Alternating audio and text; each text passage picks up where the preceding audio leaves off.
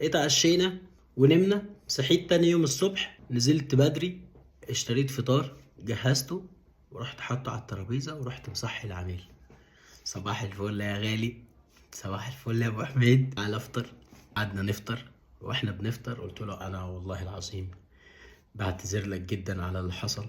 انا ما كنتش حابب الناس تشوف الجزء ده من شخصيتي، بس هم يعني اللي استفزوني والوضع جه كده، يعني انا ما كنتش مرتب الحاجه. قال لي يا عم حصل خير والحمد لله ان ربنا بعد عنك الشر. قلت له قول لي بقى انت عايز تعمل ايه. قال لي والله يا احمد انا عايز اشتري اي بضاعه تكون سريعه، يعني حاجه مكسب سريع ونكرره، يعني خلص نجيب غيره، خلص نجيب غيره، بحيث ان دورة راس المال في السنة تتضاعف مثلا مرتين ثلاثة. بقول له انت في حاجة في دماغك يعني؟ قال لي والله انا بفكر في اكسسوار الموبايل. قلت له طيب زي العسل، ايه رأيك مثلا في الشواحن، ايه رأيك في الباور بانك، ايه رأيك في البطاريات؟ قال لي مفيش مشاكل. المهم نزلنا ورحنا رايحين على السوق. كان في شركة كويسة بتاعت باور بانك. المهم اقنعته، راح عمل اوردر خفيف كده تقريبا مثلا 400 باور بانك او حاجة زي كده. نزلنا تحت، راسه ألف سيف يعمل اوردر فلاشات وكروت ميموري.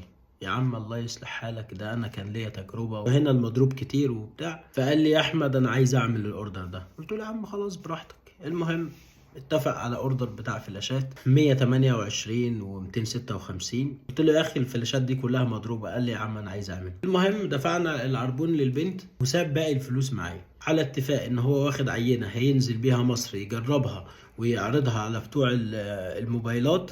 قبلوها خلاص ضن الاوردر، ما قبلوهاش يبقى ايه، نكنسل الاوردر واخد انا الفلوس اخليها معايا.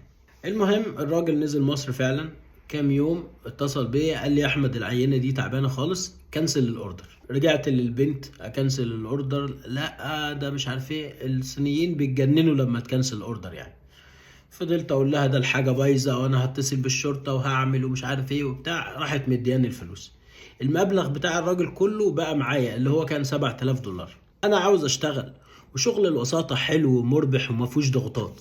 رحت منزل صور عينات القماش على الصفحه اللي عندي، وعملت اعلان ممول ب 200 دولار استهدفت بيه القاهره. في الوقت ده انا لا حد في مجال القماش يعرفني ولا برضو حد في مجال الاستيراد يعرفني. انا كل اللي عملتهم كام حاوية وكانوا في اسيوط، ما عملت الشغل في القاهرة او في وجه بحري عموما يعني. رحت عامل حركة صايعة، منزل صورة كنت متصورها في عربية بي ام دبليو، ورحت كاتب في خطوة هامة لدعم الصناعة المصرية في مصر. يتقدم رجل الأعمال أحمد عكرة ب5 مليون متر قماش بسعر مخفض، والأولوية لصغار التجار. موعدنا يوم 23 و24 و25 في فندق الكونراد بالقاهرة. مش معقول أكون رجل أعمال وبقول 5 مليون متر وأحجز في فندق نجمتين، لازم فندق 5 نجوم. خدت العينات ولميت الشنطة ورحت نازل على مصر. أول ما الطيارة لمست أرض الوطن قلت يا رب لك الحمد، رجعتني مجبور الخاطر.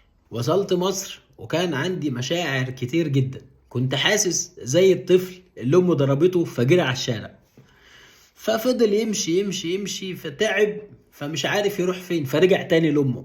رجعت مصر وانا حرفيا وحشاني كل حاجة. فترة كانت صغيرة بس الحنين كان كبير جدا، معرفش ليه. ركبت مع سواق تاكسي شغل اذاعة القرآن الكريم. الله، صوت الشيخ محمد رفعت حلو جدا. شوية نمشي، الله الشروق حلو جدا، النيل حلو جدا. كل حاجة كانت وحشاني وكل حاجة كنت شايفها حلو. وصلنا الفندق، كان في شيء شوية صادم ان انا دفعت 27% زيادة ضرايب باين ولا معرفش ايه. بس قشطة لسه معايا فلوس كتير مش مشكلة يعني. اول ما وصلت الحمد لله على السلامة يا باشا، واحد بيشيل لي الشنطة، واحد طلع لي الشنطة لحد الأوضة. دخلت الفندق، فندق جميل جدا.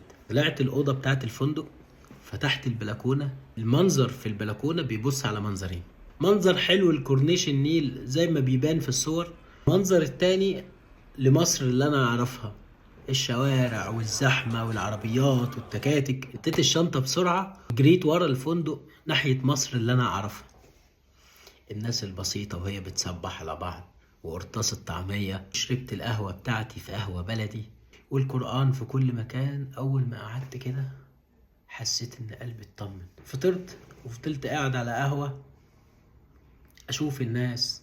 اه ما اعرفهمش، بس يعني وحشني جدا. بعدين رجعت على الفندق، اخدت شاور ونمت.